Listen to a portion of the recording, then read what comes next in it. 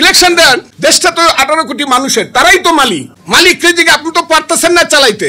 সংবাদপত্রের স্বাধীনতা আছে বলতেছেন, তারা কিছু কয় না, চুপটা, কিন্তু তারা কিন্তু ভিতরে শুনেন, পটাশিয়াম সাইনেট খাইলে কিন্তু মিষ্টি লাগে, কিন্তু 1 সেকেন্ডের মধ্যে মানুষটা মারা যায়। মিষ্টি দিয়েও কিন্তু মানুষকে মারা যায়। আপনি যে গরু জব করেন গিয়া পত্রিকা অফিসের সামনে, এইটা কামটা কি করেন? এই কামটা ভালো করেন।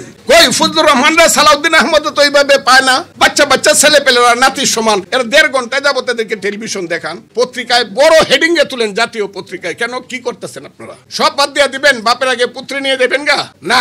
হ্যাঁ, সেই সন্তান যদি সুসন্তান হয় মাথাও তুলে রাখবো, এবং মাথায় তুলে রাখছি। সেই সন্তানদের পিছনে দাঁড়াইছি। ওরা যেমন আমার সন্তান, আমার নিজের 2টা সন্তান আছে, 2টাই, একটা ব্যারিস্টার, একটা 5 বছর আগে AA পাস করিয়া এরপরে গিয়ে 3টার সময় রাত্রে গিয়ে রাস্তায় নামছে। আপনার ছেলেও নামছে। ওনা কেউ রাখতে পারি নাই আমরা সন্তানদেরকে ঘরে রাখতে, সবাই নামছে।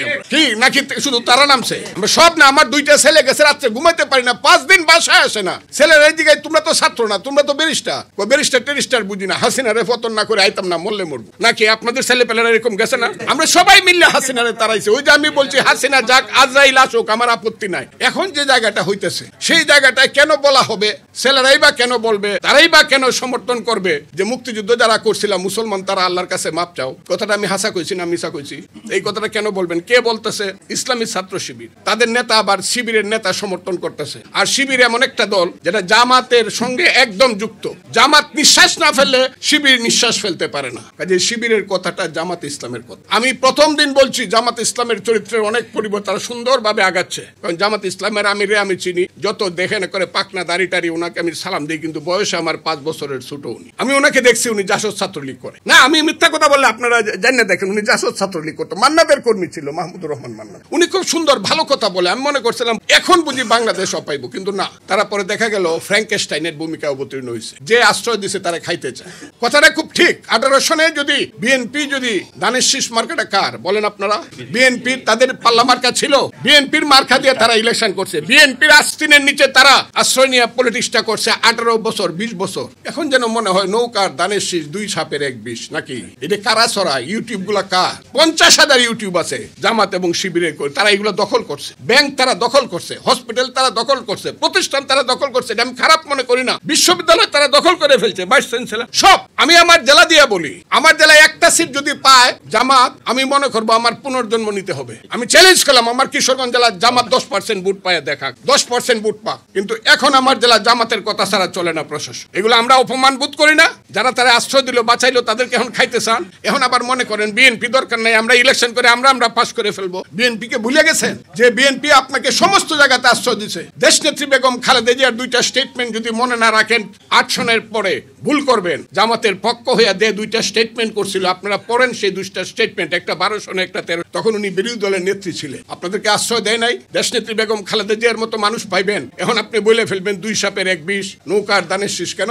আমরা একসাথে চললে কি হইতো? আপনারা ভালো হন, মুক্তিযুদ্ধকে স্বীকার করেন, আমরা মুক্তিযুদ্ধকে স্বীকার করব। আপনি ইসলামকে বলেন, আমিও ইসলাম স্বীকার করি, ইসলামী শাসন চান, আমিও চাই, তবে ভোট করে আসেন। কি কথাটা আপনারা মানেন কিনা? ওনারা যদি শরিয়া আইন করতে চায়, আমার কোনো আপত্তি নাই। ওই যে মামুনুল হক সাহেবরা বড় বড় খুব কঠিন বক্তৃতা করে, অনেক কঠিন, এগুলো ভালো লাগে না। এই দেশ, এটা মুক্তিযুদ্ধের দেশ, করুক। তারা যদি ইসলাম কায়েম করতে চায়, কিভাবে করবে? লাঠি দিয়া নাকি ভোট দিয়া? বলেন আপনারা। তাহলে তারা যদি ভোট পায়, আমরা তাদেরকে সেলিউট দিব, আপনারা ইসলাম কায়েম করেন, কিন্তু ভোটটা ঠিকভাবে করে। অনার্থক দেশে গন্ডগোল, আমাদের নেত্রী বলছে, আমাদের নেতা বলছে পরশুদিন, জনাব তারেক রহমান, সবকিছুর সমাধান ওই যে সংস্কারের সমাধান ও ভোট, তাড়াতাড়ি ভোট দেন বলছে কিনা? কথাটা ভোট দেন, আগে নির্দিষ্ট হোক, নির্ধারিত হোক এই দেশে কে মেজরিটি। আপনারা আবার করেন না, বঙ্গবন্ধুর কথা বললে কোন ফজলুর রহমান আওয়ামী লীগ করে। আরে আওয়ামী লীগ করবো, আমি তখন 18 বছর যাবত বিএনপি করি। বঙ্গবন্ধু, শেখ মুজিবুর রহমান সবাই যখন ইলেকশনের কথা না করছে, যখন ভাসানী নিয়ে কমিউনিস্ট পার্টির স্লোগান দিছে, তাদের কমিউনিস্ট পার্টি রইল তো ওই হারামজাদা জনগণ, রইল তোদের নির্বাচন, আমরা গেলাম সুন্দরবন। মুরব্বীদের এটা মনে থাকার কথা। তারা ইলেকশন করবে না, ভোটের আগে বাদ চাই। মৌলানা ভাসানীর স্লোগান। শেখ মুজিবুর রহমান বলছে যে না, আমরা আগে ভোট চাই, কারণ আগে নির্ধারণ হোক বাংলার নেতা। আমরা ভোট চাই, আগে নির্ধারণ হোক বাংলাদেশের মেজরিটি কে। এইটা কি দেশনেত্রী বেগম খালেদা জিয়া, তারেক রহমান, বিএনপি, নাকি জামাতে ইসলাম বা অন্য কেউ? এইটা আগে নির্ধারিত হোক কারা মেজরিটি। এখন আমি এক ধরনের কথা বলবো, আমি বিএনপি নেতা, আমার ভাই সালাউদ্দিন আহমদ স্থায়ী কমিটির নেতা এক ধরনের কথা বলবে, আর আমার পেটের বাচ্চাটা বলবে আমি কি আপনার চেয়ে কম নাকি? এটা তো এই বেয়াদবি তো হইতে পারে না এই দেশে, এটা হইতে দেওয়া উচিত না। ছেলেরা যদি দল করে, ছাত্ররা যদি দল করে, ছাত্ররা কোথায় দল করছে? পৃথিবীতে একটা দল ছাত্ররা করছে সারা দুনিয়াতে, এটাও বোধহয় ছাত্ররা জানে না। এটা হলো উনি যেখানে ছিলেন আসামে, প্রফুল্ল মোহন্তর নেতৃত্বে একজন ছাত্র নেতা ছিলেন, তার নেতৃত্বে একটা দল হয়েছে। আর পৃথিবীতে এইভাবে খালি ছাত্ররা একটা দল করে ফেলবো কেন? তারা লেখাপড়া করবে না? 3টা জেনারেশন নষ্ট করতেছে তারা। ইউনূস সাহেব এটা দেখেন না? ওনারা তো আমি মাথার উপরে রাখি শুধু সমন্বয় হওয়ার জন্য। আগে 9-10 পরীক্ষা দিতে লিখতাম এইম ইন লাইফ, ডাক্তার হব, ইঞ্জিনিয়ার হব, সমাজকর্মী হব। এখন ছেলেরা লিখবে সমন্বয়ক হব, কারণ সমন্বয়ক হইলে অনেক লাভ। ইউনূস সাহেবের সামনে গিয়ে পায়ের উপরে পাও তুললে বৈশা বলা যায় এটা করেন। ডিসি সাহেবের সঙ্গে কে দমক দেওয়া যায়। সচিবালয়ে আমি এইখান থেকে সচিবালয়ে 100 গজ দূরে আমি চ্যালেঞ্জ করলাম, এইখান থেকে চ্যালেঞ্জ করলাম। শুধু জামাতে ইসলামের অনাকাঙ্ক্ষিত ক্ষমতায় যাওয়ার লোভের জন্য দেশটা আজকে কালো অবস্থানে পড়ছে, খারাপ অবস্থানে পড়ছে। আমি চ্যালেঞ্জ করলাম, উনাদের ছেলেরা ওখানে বসে রয়েছে ওই সচিবালয়ে, সচিবের রুমে দেখা যায় না, ওই মন্ত্রীর রুমে, উপদেষ্টার রুমে দেখা, কিন্তু বদলি কে হবে ওনারা বলেন, চাকরি কে পাবে ওনারা বলেন, ওই জামাত ইসলামের কর্মীরা ওখানে বলেন, শিবিরের ক্যাডাররা বলেন। আমি চ্যালেঞ্জ করলাম, আপনি বললেন দেখায় দেন। আমি বললাম আপনারা খুঁজ নেন। বাতাস যেমন দেখা যায় না, গায়ে লাগে, উত্তর থেকে আসে না, দক্ষিণ থেকে আসে, এইটা বাংলাদেশের মানুষের গায়ে লাগতেছে। এবং আমি খুব কঠিন ভাবে বলছি, আমার ভাই যদিও বয়স এসে ছোট, আমার ভাই রিজবি, রুহুল কবির রিজবি 3 দিন যাবত বলতেছে যে জামাত শিক্ষা এবং স্বাস্থ্য এই 2টা টোটাল ডিপার্টমেন্ট দখল করে নিয়ে গেছে। বলতেছে না কথাটা?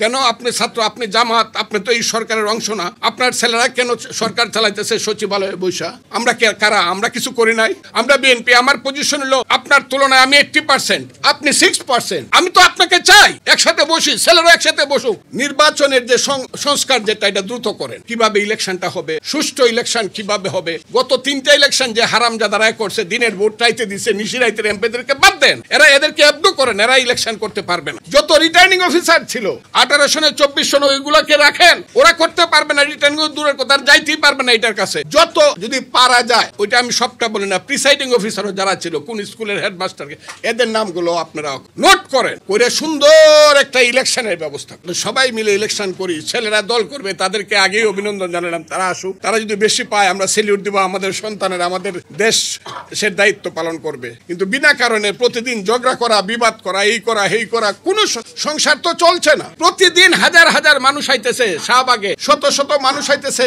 প্রধান উপদেষ্টার অফিসে, আমি এইটা চাই, ওইটা চাই, ওইটা, সংসার চলতেছে না। পুলিশ নাই এই দেশে, আইন শৃঙ্খলা নাই এই দেশে। বিপদে পড়লে বুঝবেন কারো কাছে যাওয়ার সুযোগ নাই। যদি এমপি ইলেকশন হয়, 300 জায়গাতে 300 পিলার দাঁড়াবে। এমপি কোন দলের আমি জানি না, মানুষ বিপদে পড়লে বলতে পারবে এমপি সাহেব ভাই আমি তো এই বিপদটায় পড়ছি, আমার একটু দেখে। কথাটা ঠিক আছে না? এখন কার ঐক্য চাই, সুন্দর ঐক্য চাই, পত্র পত্রিকার স্বাধীনতা চাই। বিএনপি ক্ষমতায় গেলেও আমি আমার ভাই সালাউদ্দিন আহমদকে বলবো, আপনার সামনে বা তোমার সামনে আমার এত কথা বলা ঠিক না, তবু আমি বলতে বিএনপি ক্ষমতায় গেলেও পত্রিকার স্বাধীনতা রক্ষা করতে। এটা সিরিয়াস, এটা মানুষকে, কারণ পত্র পত্রিকার স্বাধীনতা হলো মিরর অফ লাইফ, জীবনের আয়না হইলো পত্রিকা। এটা পড়লে পরে আমার মুখটা দেখা যায় আমি কেমন।